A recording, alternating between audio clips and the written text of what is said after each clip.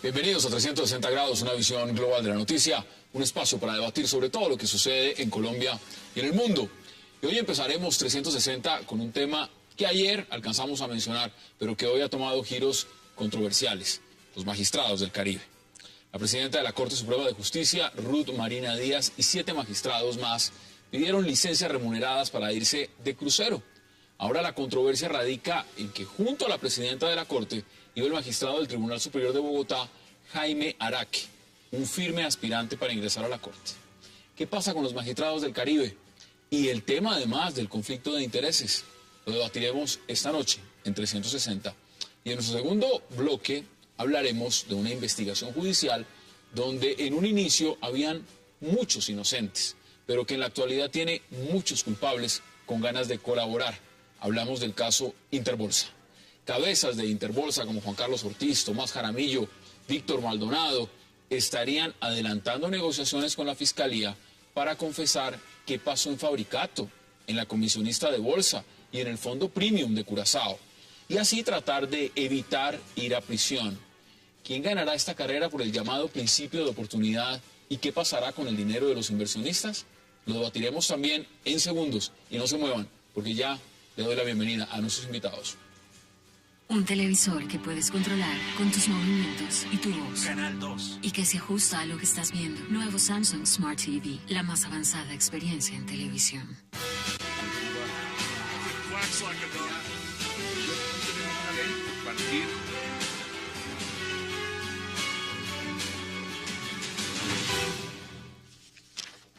Y qué placer darle la bienvenida esta noche a 360 a Alejandra Barrios, a Dagoberto Charri, a Ricardo Galán y a Fabio Umar.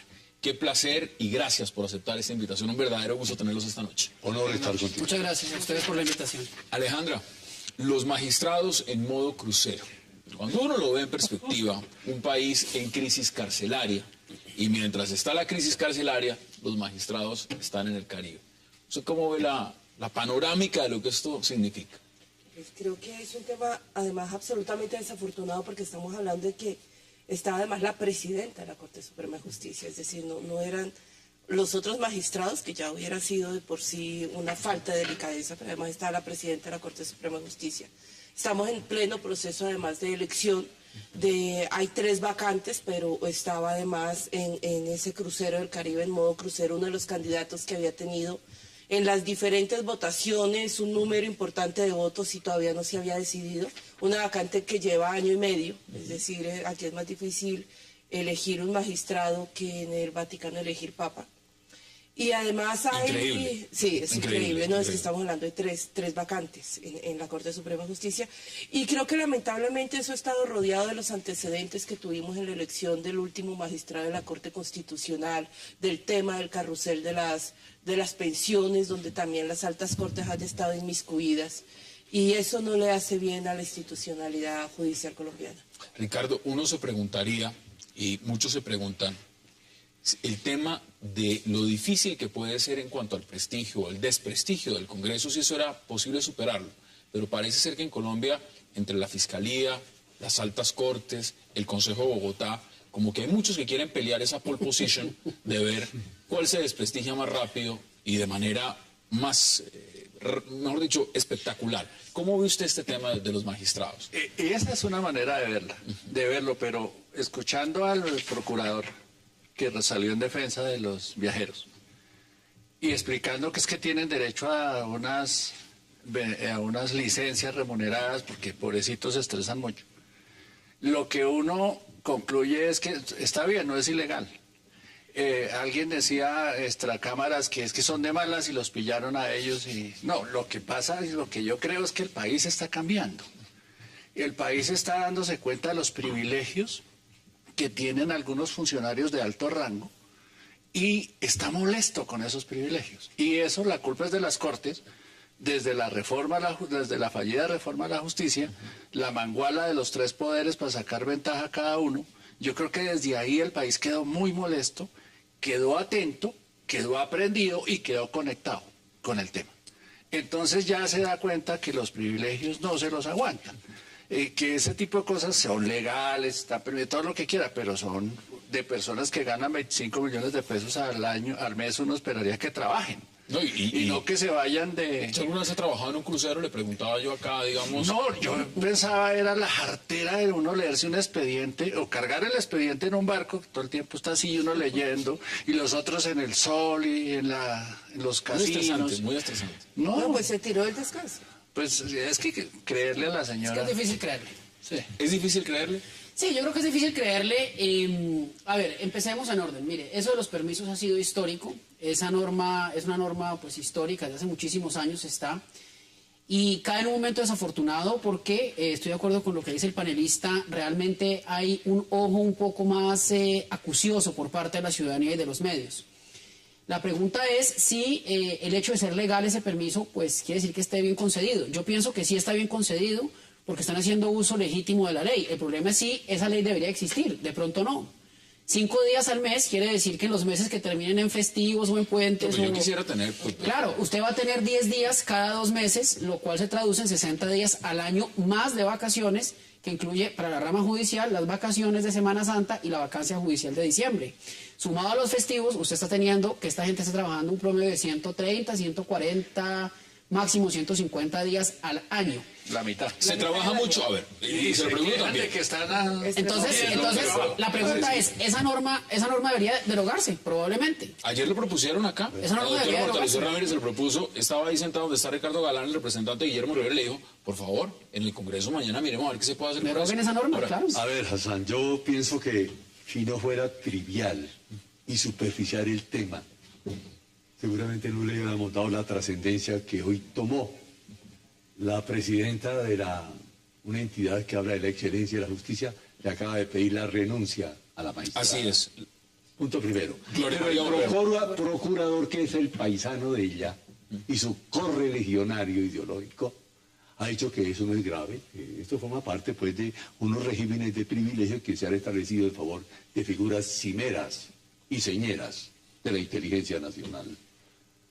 Lo grave de todo esto es que uno de los acompañantes de ella, que ya venía de Europa y ya le habían hecho homenaje en un municipio del departamento En de Socorro, Santander, en Socorro. no, en Cincelejo, no, Socorro. bueno, en un Socorro, municipio, Santander. porque ella es De Socorro. santanderiana. ¿De ahí? De Socorro, sí. Y ahora tiene la ida también a Bucaramanga para seguir de homenaje en homenaje hasta copar los 32 departamentos, porque lo tiene merecido la dama, por su salario, por su importancia. Es la primera vez además que una mujer ocupa Claro, el alto cargo, además. en ese sentido. Pero lo insólito es que viaja un señor Araque González, que es uno de los aspirantes más propios para ocupar Ahí- esa curul. ahí hay un el conflicto, reemplazo. hay un conflicto. Claro, pero por supuesto, ella tiene que declararse impedida para votar por él. Y él debería Por lo retirarse. menos. Y él debería, si la dignidad fuera la razón. Si de la existir. dignidad existiera. Pero no. ¿Eso va a pasar? No,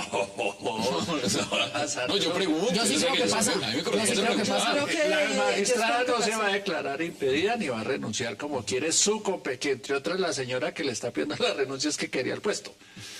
También quiere el puesto, ¿no? También quiere el puesto. Entonces ahí hay un juego de intereses creados. Pero ni la señora va a renunciar, ni el señor va a retirar su aspiración, como el concejal no va a pedir disculpas ni le va a pasar nada. No, él dijo que lo malinterpretaron. Eso también es una cosa bien Por interesante. eso. Ya lo vamos Sí, a es que ahora da debatir. pena pedir disculpas, entonces todos son malas interpretaciones. Mire, veamos esta gráfica porque nos va a ilustrar un poco más y nos amplía el debate. Para tomar el crucero hice uso del permiso que me permite el artículo 144 de la Ley 270 de 1996. Durante pese a que era de descanso, estudié los proyectos de casación presentados por mis compañeros de la Sala Civil y revisé el proyecto que dejé listo para repartirles el lunes 20 de mayo. Bueno, uno podrá decir todo lo que quiera, pero ahí está la ley, ahí está el decreto, con sus números muy claros, y está diciendo, me disculpan, aquí esto me lo No, pero permite. es que, Hassan, este no es un tema y yo ya me estoy aburriendo de verdad en las discusiones que tenemos que ver con la política, de que me saquen el artículo y el inciso.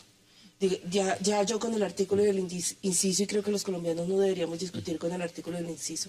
Aquí hay unas personas que tienen unas responsabilidades de Estado, y por tener responsabilidades con el Estado y con la población, deben ser ejemplo. Y en la medida en que son ejemplo, hay algunas actitudes, acciones que envían mensajes.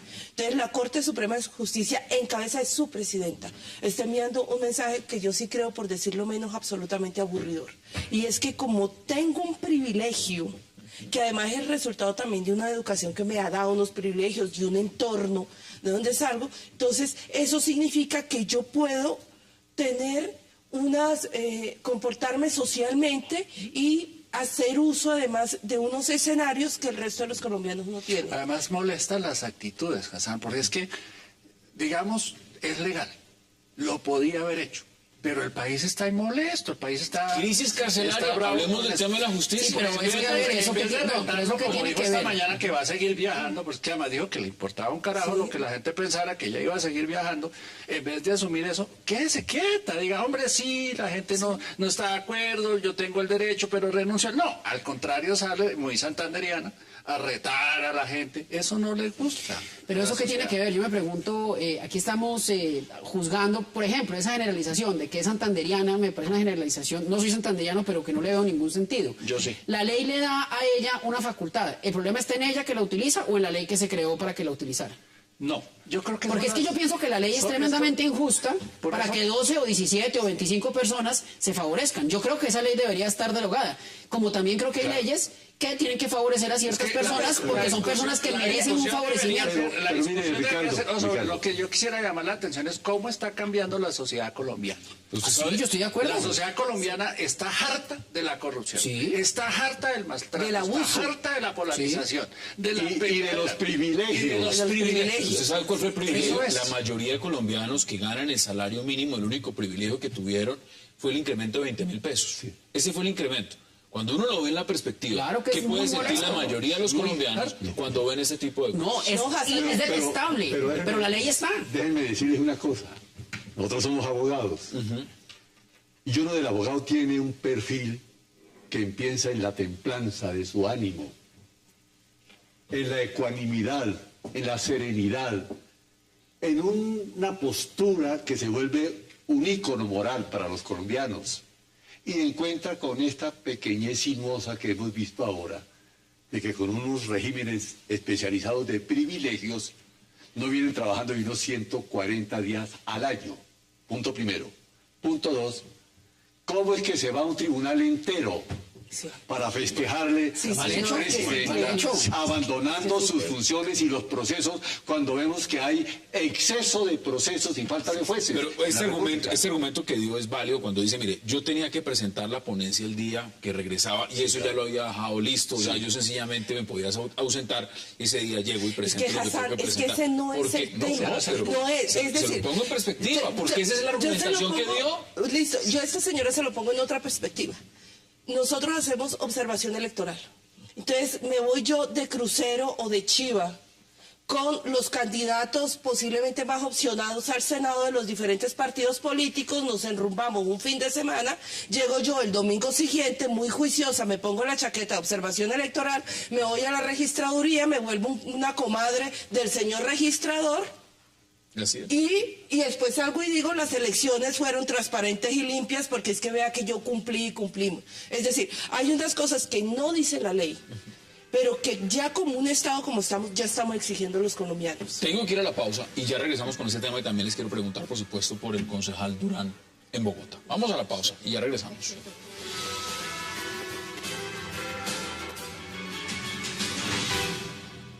Mándenme una dama que le gusten los hombres. Doctora Marta Ordóñez, que le gusten los hombres. No que les gusten las mujeres, porque eso sí no me gusta a mí que me manden de esa clase de mujerzuelas. Regresamos a 360. Alejandra, ¿a usted cómo le parece el concejal Durán? No, primero como mujer inaceptable, como mujer absolutamente inaceptable, que cualquier hombre se dirija así a las mujeres, sean lesbianas o no sean lesbianas, pero una persona electa que está desde 1978 en el Consejo de Bogotá, que se dirija de esa manera y tenga esa visión de unas de unas ciudadanas que tienen igualdad de derechos frente a la Constitución, pero además por ser seres humanos es... Y la argumentación de cuando está diciendo a mí me... Malinterpretaron. Sí, me malinterpretaron, yo realmente no quería decir esto. Mira, a ese señor no se le malinterpretó, igual que como no se le malinterpretó al alcalde de Segovia, que parece que se pusieron de acuerdo el día de hoy, también diciendo... Calientes, acá son mujerzuelas, para el alcalde de Segovia son mujeres calientes las de su municipio. Y a mí me preocupa muchísimo que haga carrera el término, la discriminación que se está haciendo desde funcionarios públicos y que eso termine cobijado con la libertad de expresión. Y solamente para contarte unos datos del concejal Jorge Durán Silva. En estas últimas elecciones sacó la tercera votación del Partido Liberal. Tuvo tercera votación del Partido Liberal, la novena votación en el Consejo. Sacó 17.226 votos. En el 2007 sacó 11.800 votos y en el 2003 6.038 votos. Claro, es decir, viene creciendo. este señor ha tenido un incremento, no más en las últimas 3 elecciones, del 183%. Es decir, que para el Partido Liberal este señor es una ficha clave. Pues imagínate, pasó de ser la octava votación a tener ahora la tercera votación con un incremento del 183%. Podría ir a la Cámara, eventualmente podría ir a la Cámara por Bogotá. Cámara, y me parece importante el pronunciamiento que hizo hoy Guillermo Rivera diciendo, el Partido Liberal se tiene que preguntar cómo es que está entregando los avales, esto no puede ser el Partido Liberal. Pero ahí es donde está la pregunta, entonces... Ese señor lleva, Simón no había nacido. Sí, no, desde el 34 años. 34. Ricardo tenía ¿cuántos? 12 años. Claro. Está chiquito. No, a mí me parece que el bajamiento intelectual y espiritual de los que integran estas corporaciones públicas ha llegado a límites insospechados e irresistibles. Límites inferiores. El artículo 13 de la Constitución, que es una de las razones de existir de una Constitución, habla del derecho a la igualdad, que es el derecho a ser diferente. Se llama la otredad o la alteridad, que son personas que sienten, aman y parecen distintos a nosotros, pero que tienen derecho a convivir en la sociedad. Esa es la violación flagrante que hace un hombre que debe dispensar también honores a la democracia. No hay un parámetro para que usted pueda ser concejal de Bogotá o senador de la República, ni siquiera saber leer y escribir, dice la norma constitucional, porque entonces inmensas masas de colombianos que no leen ni escriben se quedarían sin representación. Eso es lo que nos merecemos. Uno tiene el Congreso y el gobierno que se merece. Ahora, yo le pregunto también. Yo hago de abogado del diablo. Todos los abogados son abogados del Bueno, diablo. yo me voy a poner en ese papel. No se le olvide eso nunca. Me voy a poner en ese papel. No debía decirlo, pero bueno, ya quedó claro. ¿Dónde queda también el derecho que puede tener un concejal a expresarse sobre cualquier tema? En el marco de poder decir, mire, es mi libertad de expresión. Si vamos a empezar a perseguir a todo el mundo porque a mí me parece, yo dije mujerzuela, o dije otra palabra, o dije que están calientes, o lo que sea, como dijo el alcalde de Segovia, entonces, ¿qué? ¿Vamos a perseguir a todo el mundo? Le voy a dar mi opinión. A mí me parece que aquí no hay, a mí me parece que aquí no hay discriminación. Se lo voy a decir de frente. Me parece tremendamente vulgar, vasto, burdo. Me parece un hombre que no merece ni siquiera esta discusión que estamos dando. Pero como abogado tengo que decir que ahí no hay discriminación. La discriminación es un hecho en concreto. Usted no entra a este sitio porque es homosexual o porque es negro o porque es musulmán. Usted no puede ingresar a este trabajo porque tiene esas características. Pero pararse y decir es que las mujerzuelas, las lesbianas son mujerzuelas, pues no deja de ser un tema tremendamente antipático, pero yo creo que no merece sanción penal alguna. Y hay que hacer una anotación, Hassan. Cabe el tema de que... Nos estamos volviendo tremendamente políticamente correctos para hablar y eso a veces va difuminando algunos derechos. Claro, pues si se empieza por esa parte, entonces ¿dónde vamos a terminar? ¿Cuál es la línea roja que se cruza y se dice, bueno, ya fuimos por este señor que dijo mujerzuelas?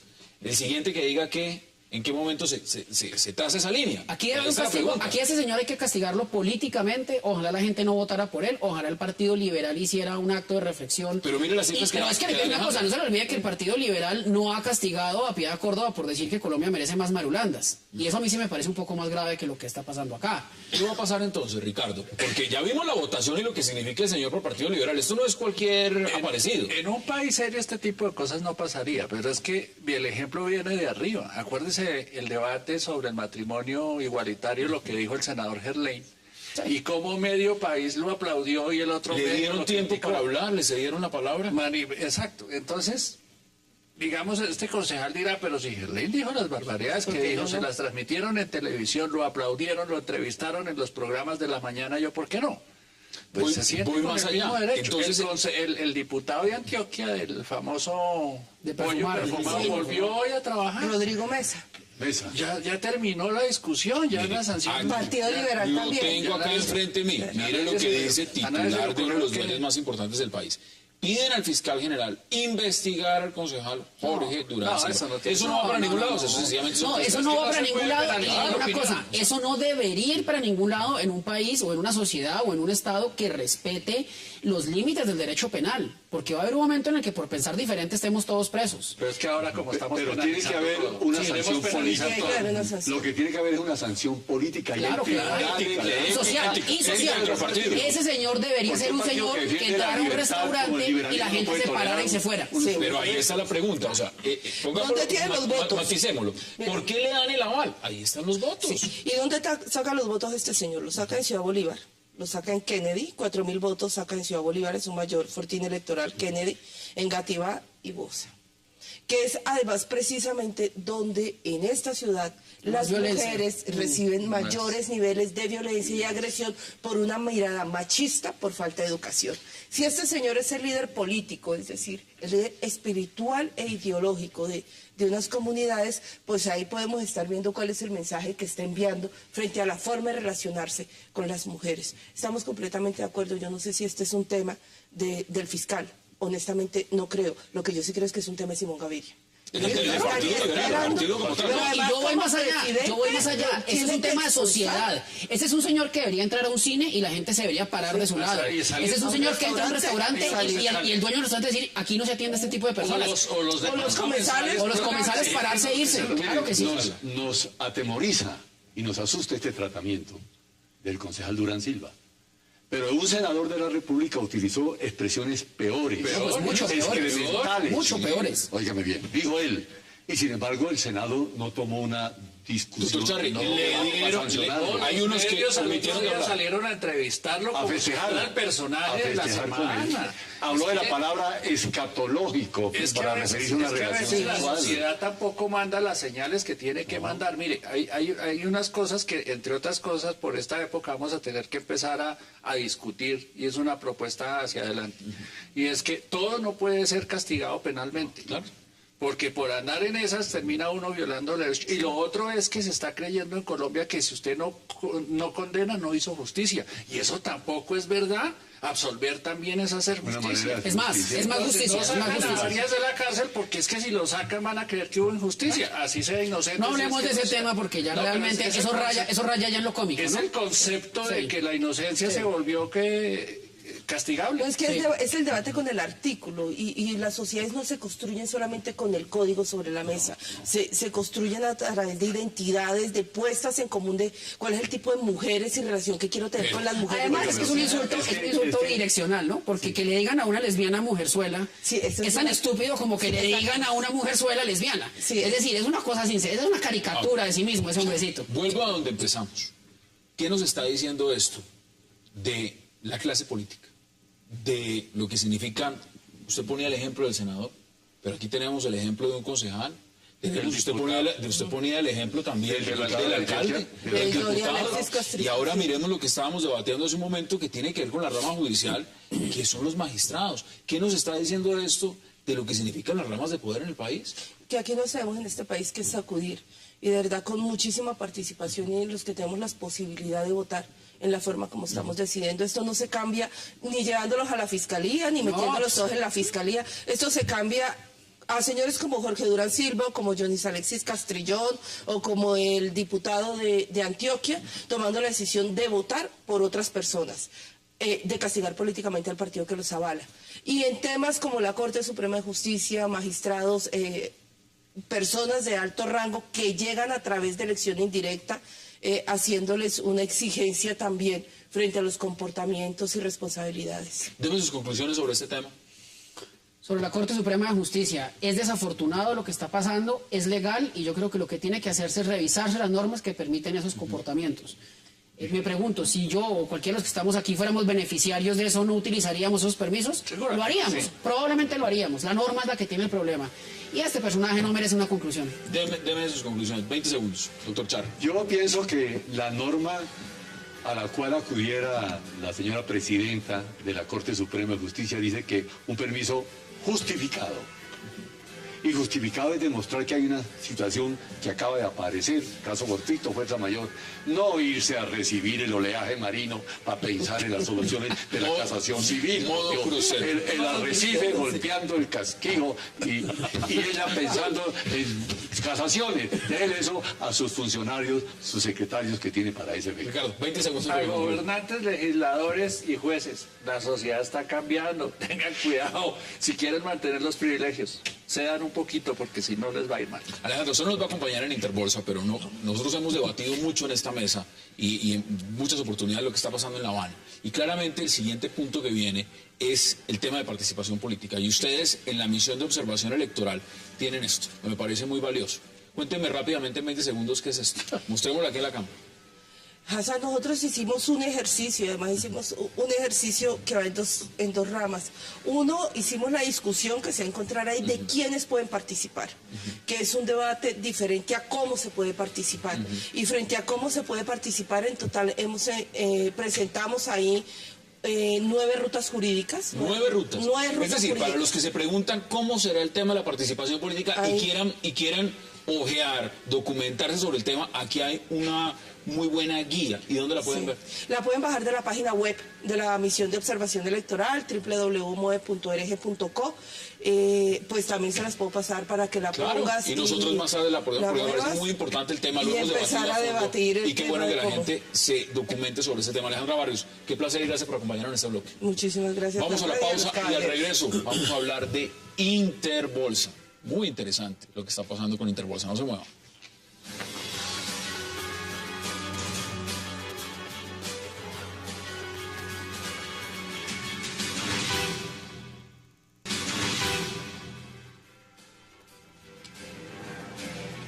Regresamos a 360 grados y ahora vamos a hablar de Interbolsa. ¿Por qué? Porque en Interbolsa todo cambia, pero ha cambiado de una forma radical. Y Ricardo, le voy a dar un ejemplo. Resulta que ahí estamos viendo una gráfica con unos nombres que son importantes dentro del esquema de Interbolsa. Tomás Jaramillo, Rodrigo Jaramillo en la comisionista, Alessandro Corridori, el gran inversionista en Fabricato, Víctor Maldonado, uno de los que se habría beneficiado en gran parte del manejo y también de la junta directiva en Interbolsa, y Juan Carlos Ortiz, quien muchos consideran el cerebro de Interbolsa. Al inicio todos dijeron, nosotros no tenemos nada que ver, aquí nosotros somos las víctimas. Resulta que en este momento, ahora todos están haciendo acuerdos con la Fiscalía y mirando a ver qué delatan, qué cuentan y qué sale. ¿Cómo ve usted el tema de Interbolsa? A mí me preocupa mucho en este tema de Interbolsa varias cosas y fíjese que pareciera que no tuviera nada que ver con el tema anterior, pero tiene todo que ver.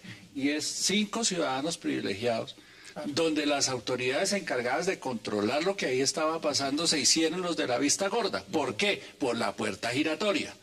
Porque buena parte del equipo encargado de controlarlos trabaja en las posiciones del gobierno que les corresponde controlar a la entidad. Entonces todos pasaron de agache, todos miraron para otro lado, mientras estos tipos hacían negocio y tumbaban a los colombianos, a la gente que invirtió ahí.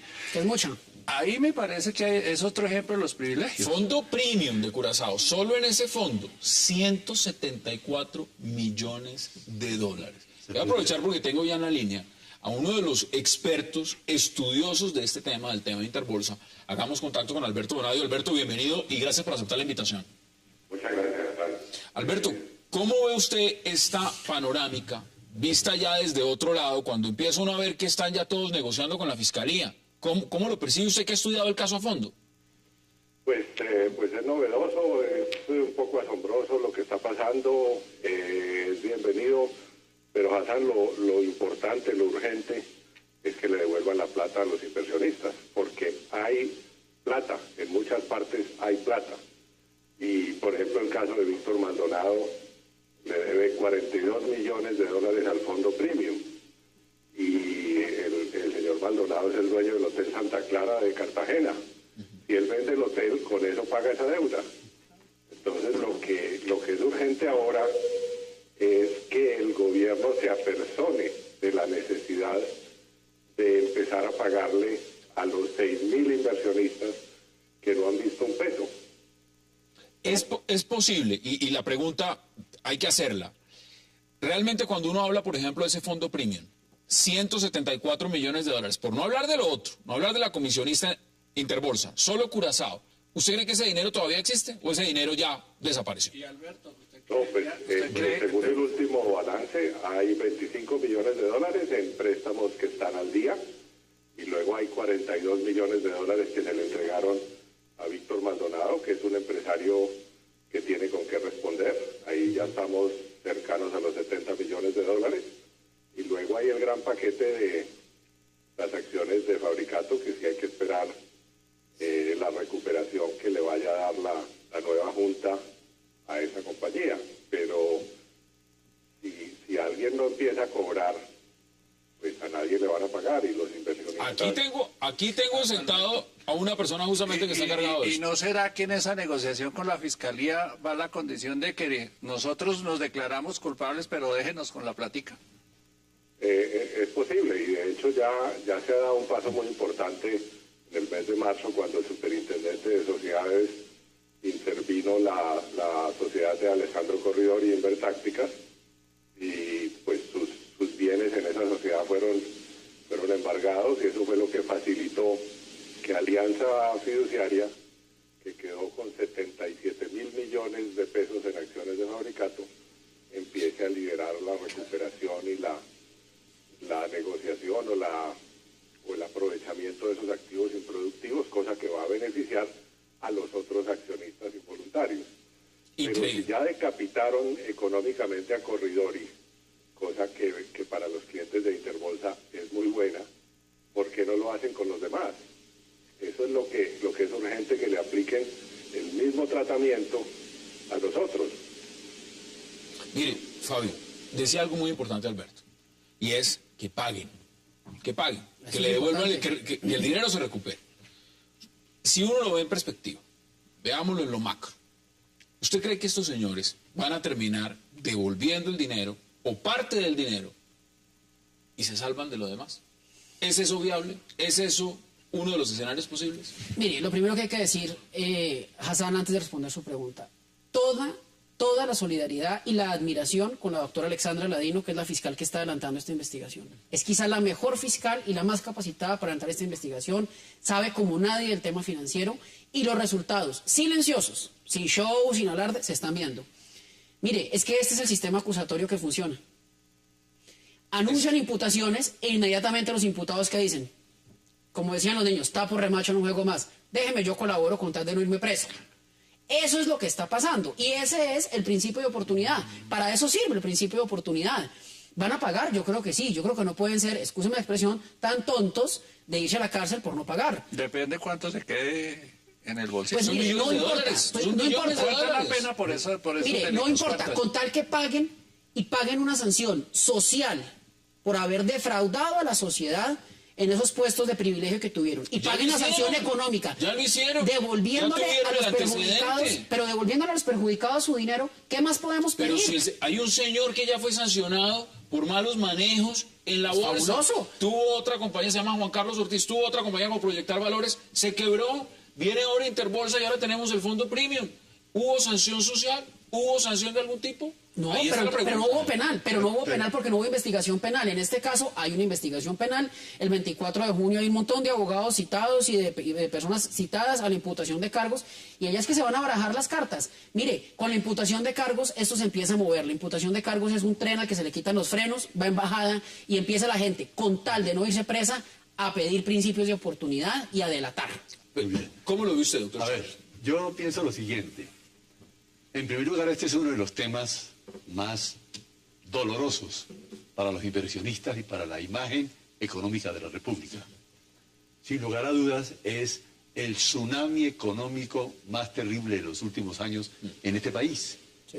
Pero nos encontramos, en primer lugar, con una universidad nacional que no enseña matemáticas financieras a sus estudiantes y por consiguiente abogados que no dominan el tema ni en el manejo bursátil. Por ejemplo, a la distinguida funcionaria que alude nuestro colega, tiene 5 auxiliares y tiene 7 especialistas que tuvieron que ir a hacer cursos a las volandas para poderse capacitar frente sobre ese tema. Sobre el tema, porque este es un tema novedoso y porque el superintendente tampoco actuó y porque no hubo autoridad que le metiera freno. Eso que usted está diciendo, Ortiz fue excluido de la bolsa por 10 años y sin embargo regresó victorioso. Por otro lado. De manera que lo que hay aquí es, en primer lugar, que no estamos preparados para este tipo de crímenes. Doctor Charri, en este momento tengo que interrumpirlo porque lo que está pasando también acá, y esto es algo que no tiene que ver con nuestro tema, pero me parece importante resaltarlo. Enrique Capriles, en este momento, llegó a Bogotá. Y quiero hacer contacto con Jofrana González, contacto telefónico, que se encuentra en el lugar justamente para reportarnos qué es lo que está pasando con la llegada de Enrique Capriles a Colombia. Está en el aeropuerto del Dorado. Jofrana, ¿qué está pasando en este momento? Buenas noches a los televidentes de 360. En este momento está haciendo su llegada al aeropuerto El Dorado el líder de la oposición venezolana, Enrique Capriles Radonchi, y por supuesto está siendo aplaudido. Estamos en vivo para nuestra noticia. Escuchemos a Enrique Capriles. Quiero saludar a todo nuestro pueblo de Colombia, a todos los venezolanos que viven aquí en nuestro hermano país de Colombia. Tal como nosotros lo habíamos anunciado, estamos iniciando una visita en nuestra América. Empezamos por Colombia, por razones obvias, no solamente los lazos que nos unen con Colombia, sino la historia que tenemos que construir juntos Colombia y Venezuela.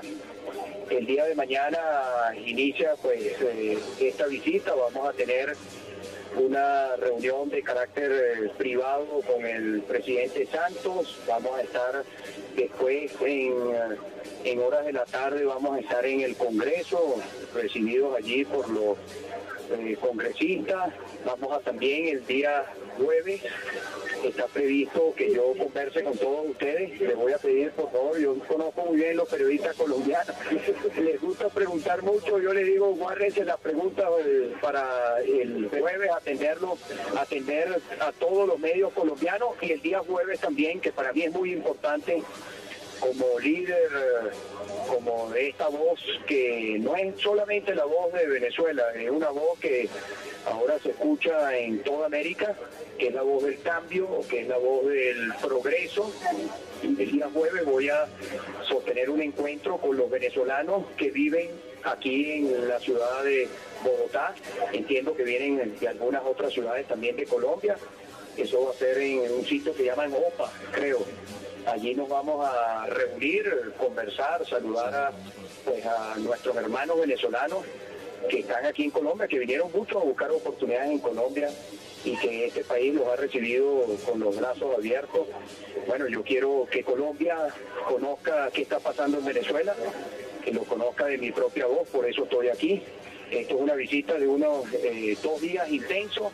Y bueno, agradecer, por supuesto, siempre el cariño y el afecto. Desde que me bajé del avión, debo decirlo, el cariño que he recibido de los colombianos, bueno, me siento en Venezuela, sin duda alguna. Enrique, esa reunión que usted va a sostener con el presidente Santos busca tal vez cambiar un poco la percepción que él tiene. Él ya ha aceptado que Nicolás Maduro es el presidente. Oye, yo dejaría las preguntas, repito, para el jueves, y después, bueno, mañana el presidente, y le agradecemos, vamos a conversar, como vamos a conversar con las instituciones colombianas. Colombia es un país que tiene instituciones independientes. Algo muy importante. Eso es algo no está previsto. Ese es uno de los temas que más le inquieta. Lamentablemente hay personas en el gobierno venezolano que, bueno, ellos cada vez que abren la boca es para decir... Bueno, teníamos ahí en directo la llegada de Enrique Capriles a Bogotá. No puedo de preguntarle, Ricardo, usted sobre este tema. ¿Se va a reunir con el presidente Santos? Eso dijo. Bueno. Me sorprende. Bueno. Me sorprende. Ojalá se reúna con el presidente Santos, ojalá eso sea posible y ojalá lo dejen hablar en el Congreso. Hay mucha presión. Déjalo a María Corina, ¿no? Hay mucha presión para que no lo dejen. El gobierno venezolano ayer hizo saber que vería con mucho malestar que lo dejaran hablar en el Congreso. Vamos a ver qué es malestar, porque en este momento sin papel higiénico eso es muy difícil malestar en Venezuela. Es el doble de malestar. Yo le pregunto... Y sin harina para las arepas. Bueno, yo le pregunto, literalmente, no puedo dejar de preguntarle, doctor Charri, ¿cómo ve lo de Enrique Capriles acá? ¿Usted sí cree que se reúna con el presidente Santos? ¿Les dé malestar en Venezuela? Pues la situación para el presidente sería muy difícil si se reúne con un perdedor. Punto primero. Punto dos. Maduro ha sido solidario con el proceso de paz de este país y eso tiene que tener mucha importancia porque detrás de eso se mueve una reelección. Y tres, que es lo más trascendente, señor. Corina vino, pero uno dice, si le dejaron hablar, que hable. Pero si han hablado los paramilitares, Ernesto Báez hecho uno de los discursos más grandilocuentes que yo recuerdo y lo aplaudía todo el Congreso. No, y yo creo que en la Cámara lo van a dejar, por lo menos eso ha dicho Augusto Posada. Agréguele 20 segundos antes de que vayamos a la pausa. ¿Qué opina de Enrique Capriles? ¿Se reúne con el Dificilísimo para el presidente Santos esa reunión, porque es que pierde si la hace y pierde si no. Porque es que este puede ser el próximo presidente de Venezuela, que puede eventualmente empatar con la reelección del presidente Santos en Colombia. Entonces no recibirlo es una grosería, pero recibirlo es un atentado al presidente Maduro. Dijeron que Y arriesgarse. Claro, es difícil. Alberto, usted está en la línea, vamos a ir a la pausa. No lo dijo cualquiera, no lo dijo cualquiera. Regreso con usted inmediato para que sigamos hablando de nuestro tema de la noche, que es Interbolsa. Ya regresamos, hagamos la pausa.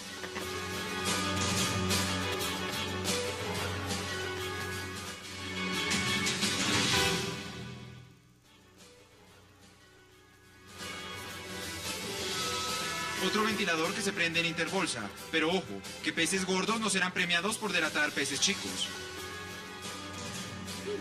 Eso decía el representante Simón Gaviria frente al tema de Interbolsa. Ha hecho 2 debates muy buenos denunciando lo que está pasando en Interbolsa. Alberto, yo quiero preguntarle sobre algo que me parece que es importante verlo en escala. Usted ha sido muy juicioso mirando todos los personajes en la comisionista de bolsa, los que estaban en el fondo premium, los que estaban en la junta directiva, los que tenían acceso a manejo, a poder de decisión. En su opinión, ¿quién cree usted en este momento, de todos esos nombres que se han barajado y de los cuales la Fiscalía ya ha empezado a citar, que está más involucrado en todo este tema? ¿O que podría ser el más perjudicado? Pues, Hassan, por lo que se sabe, por lo que cuenta la gente que estaba en Interbolsa en el año pasado, en el 2012, quienes tomaron las determinaciones importantes fueron 2 personas, Rodrigo Jaramillo y Jorge Arabia, que era el vicepresidente financiero del grupo. Entonces, básicamente ellos 2 tienen una clarísima responsabilidad en el año anterior a la quiebra. Hay otras personas también, porque pues ya se sabe que el fondo premium era un laberinto. Todo lo que hacía Interbolsa era un laberinto para engañar a los clientes. Ahora yo creo que es muy importante para los damnificados cuantificar cuánta plata faltaría. De lo que se puede recuperar hay unas sumas muy grandes y luego quedan faltando unos 300.000 millones. ¿Quiénes eran los principales accionistas? Víctor Maldonado tenía el 30%, Rodrigo Jaramillo el 15%, o sea, casi la mitad correspondía a estas 2 personas. Entonces, lo que parece lógico, el clamor de los inversionistas es que ellos y los otros pongan esos faltantes. Y el tema de Alessandro Corridori, cuando dice, porque lo leí también en prensa escrita, cuando dice, a mí me pusieron contra la pared y realmente yo fui el de la idea de que invirtiéramos en Fabricato. ¿Usted se cree ese cuento? Pues en eso hay una coincidencia entre él y Rodrigo Jaramillo, que ha dicho que efectivamente la idea la llevó él. Lo que hay que pensar es que una comisionista o cualquier entidad financiera le ayudó a Corridori. ¿Por qué? Porque ellos iban en el negocio, no le iban a facilitar esa financiación si ellos no eran socios. Entonces, Corridori hace mucho énfasis en que él es simplemente un cliente, pero la duda que queda es un cliente al cual le entregaron toda esa plata para que se ganara él la plata que se iba a ganar en ese negocio. Pues no parece lógico. Seguramente los mismos de Interbolsa iban a ganar. ¿Qué podemos decir después de uno? Es un mapa, eso es un ajedrez que cada vez se descubren nuevas piezas y cómo las iban moviendo. Sí, es difícil. Y es un laberinto, lo ha dicho muy bien Alberto Donadio. En el tema fundamental que son los perjudicados, los que invirtieron su dinero, y lo dicen las investigaciones de la Fiscalía, pensaban que su plata, por ejemplo, en el caso del Fondo Premium, que su plata estaba invertida en dólares en Curazao, y resultó que su plata estaba en pesos en Colombia, en manos de Jaramillo, Ortiz y Maldonado. Eso según investigaciones de la Fiscalía. ¿Qué se puede decir frente a eso y cómo puede ser, además, la crítica, y se lo digo como abogado penalista, frente a los organismos de control en Colombia? ¿Dónde está la Es superfinanciación? que los organismos de control no están diseñados para ir más allá y descubrir las pilatunas tan intrincadas que hicieron en este caso. Ese tipo de... Mire, le pongo un ejemplo. Estados Unidos, que tiene organismos de control mucho más sólidos, más capaces que la Superintendencia Financiera Colombiana, lo digo con todo el respeto. Mira lo que pasó en la crisis de 2008. Mira lo que pasó. Porque es que la malicia y el dolo humano, pues precisamente escapan a los controles que eventualmente puede hacer la superintendencia en su momento y los órganos de control. Pero le cabe una responsabilidad altísima también. Yo creo que aquí no va a haber responsabilidad estatal en demandas ante el contencioso administrativo. ¿Ninguna? Yo creo que no. Yo me la juego porque no. Mi teoría ha sido que aquí las responsabilidades serán individuales, penales, que no administrativas estatales. Quiero decir eso. Y segundo, las piruetas que hicieron y las pilatunas pues tienen que pagarlas. Eso que usted acaba de decir del Fondo Premium, que los ahorradores creían que su plata estaba en dólares en Curazao y estaba en Fabricato, pues eso es una estafa. Probablemente haya un fraude procesal si engañaron a las autoridades. Falsean documentos, porque usted no es capaz de explicar eso si no es falsificando documentos. No, pero si ya están yendo a buscar principio de oportunidad, que es para de todo punto. Denme sus conclusiones en 30 segundos, doctor Charri. No, aquí hay una serie de delitos en cadena. Y en buena hora empezamos por el concierto, que es el aporte sistemático y continuado y acordado previamente para erosionar a sectores económicos. Pero fuera de eso hay que establecer dónde están los 174 millones de dólares del premium, que además se volvieron autopréstamos. Claro. Pero adicionalmente el BBVA les entregó 17.000 millones para aparentar solvencia en los repos de Fabricato. ¿Dónde están los dineros? Punto primero. Pero punto dos, ¿dónde está el lavado de activos? Porque es que hay una serie de conductas derivadas que tiene que investigar la Fiscalía. Eso lo denunció también el representante Simón Gaviria. Deme sus conclusiones, Ricardo. ¿Esto a dónde va a parar? No, yo que soy el menos que sabe eso, simplemente pienso como ciudadano y les quiero creer a ellos de Alberto. Ojalá paguen ellos, porque si no, el 4 por 1000 otra vez nos va a tocar a nosotros pagar la deuda. Vamos a terminar, Alberto, brevemente, en 10 segundos. ¿Pagando la deuda somos nosotros? Muy posiblemente, pero Hassan, hay una cosa que se está comentando insistentemente, que el procurador va a destituir al superintendente financiero. No, pues, por Dios, es que lo primero que uno se pregunta es qué estaba haciendo el superintendente financiero. ¿Es por negligencia, Alberto? Sí. Claro, por falta de vigilancia. Por falla en el servicio. A eso va apunta la investigación del procurador. Increíble. Y esto sigue. Interbolsa seguirá. Ricardo Galán, como siempre, gracias por aceptar la invitación. Alberto Donadio, gracias por habernos acompañado en este bloque. Doctor Charri, como siempre, un placer. Fabio Umar, gracias como siempre. Y a ustedes, gracias por acompañarnos. Nos vemos mañana de nuevo aquí a la misma hora para seguir debatiendo toda la agenda política de Colombia y del mundo. Es una próxima oportunidad.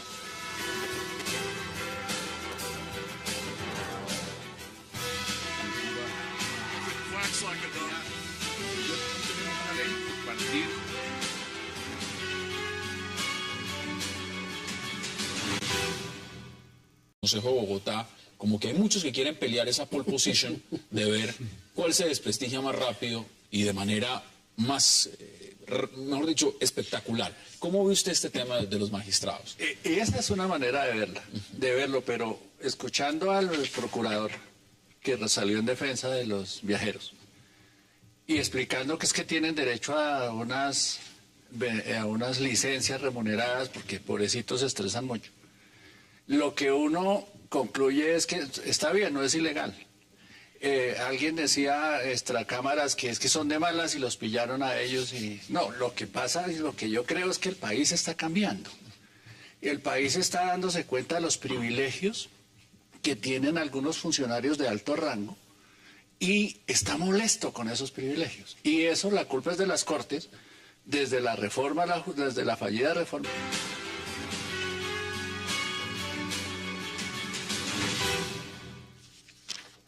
Y qué placer darle la bienvenida esta noche a 360 a Alejandra Barrios, a Dagoberto Charri, a Ricardo Galán y a Fabio Umar.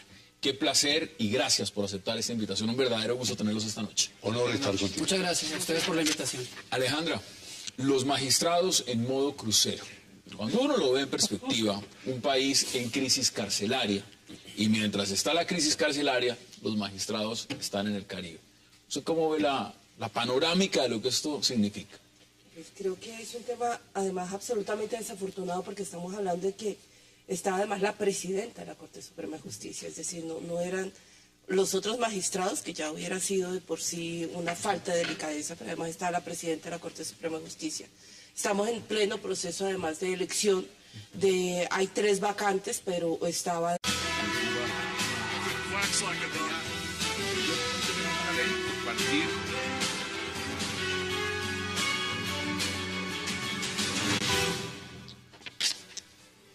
Bienvenidos a 360 grados, una visión global de la noticia, un espacio para debatir sobre todo lo que sucede en Colombia y en el mundo. Y hoy empezaremos 360 con un tema que ayer alcanzamos a mencionar, pero que hoy ha tomado giros controversiales: los magistrados del Caribe. La presidenta de la Corte Suprema de Justicia, Ruth Marina Díaz, y 7 magistrados más pidieron licencias remuneradas para irse de crucero.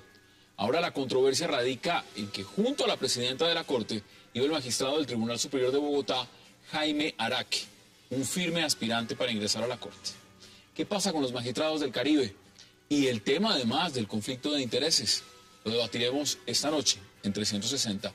Y en nuestro segundo bloque hablaremos... Además, en ese crucero del Caribe, en modo crucero, uno de los candidatos que había tenido en las diferentes votaciones un número importante de votos y todavía no se había decidido, una vacante que lleva año y medio, es decir, aquí es más difícil elegir un magistrado que en el Vaticano elegir papa.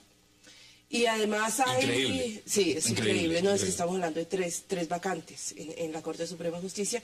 Y creo que lamentablemente eso ha estado rodeado de los antecedentes que tuvimos en la elección del último magistrado de la Corte Constitucional, del tema del carrusel de las pensiones, donde también las altas cortes han estado inmiscuidas.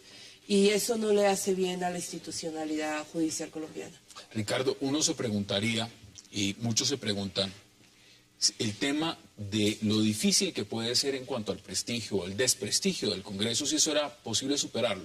Pero parece ser que en Colombia, entre la Fiscalía, las altas cortes, con una investigación judicial, donde en un inicio habían muchos inocentes, pero que en la actualidad tiene muchos culpables con ganas de colaborar. Hablamos del caso Interbolsa. Cabezas de Interbolsa como Juan Carlos Ortiz, Tomás Jaramillo, Víctor Maldonado, estarían adelantando negociaciones con la Fiscalía para confesar qué pasó en Fabricato, en la comisionista de Bolsa y en el Fondo Premium de Curazao, y así tratar de evitar ir a prisión. ¿Quién ganará esta carrera por el llamado principio de oportunidad y qué pasará con el dinero de los inversionistas? Lo debatiremos también en segundos y no se muevan, porque ya le doy la bienvenida a nuestros invitados. Un televisor que puedes controlar con tus movimientos y tu voz. Canal 2. Y que se ajusta a lo que estás viendo. Nuevo Samsung Smart TV, la más avanzada experiencia en televisión. Wax like a dog.